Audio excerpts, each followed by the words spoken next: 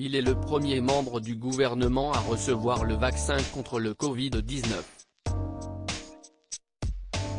Ce lundi 8 février, le ministre de la Santé Olivier Véran s'est rendu au centre hospitalier de Melun, où il a reçu une première dose du vaccin AstraZeneca.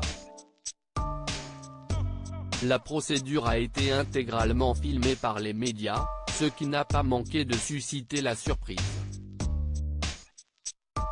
En décembre dernier, le ministre de la Santé confiait en effet sa réticence à l'idée de se faire vacciner sous le feu des projecteurs.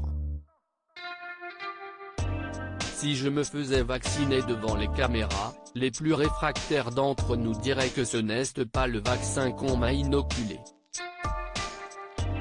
D'autres diraient que j'ai pris la place d'une personne fragile, déclarait-il sur France 2.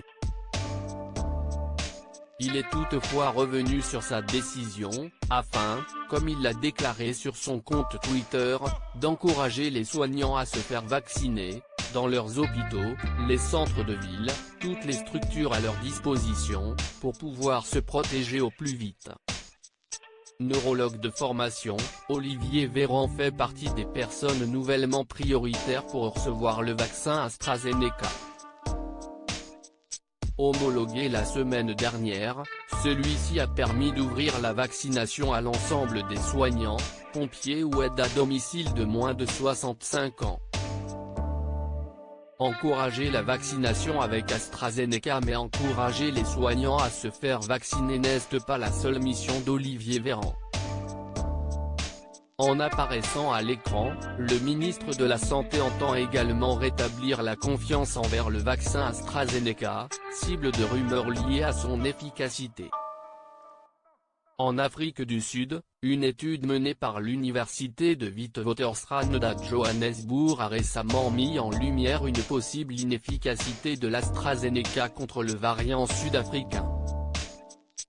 Dans la foulée, le gouvernement sud-africain a même suspendu son programme de vaccination avec AstraZeneca, ce qui a suscité le scepticisme jusque en France.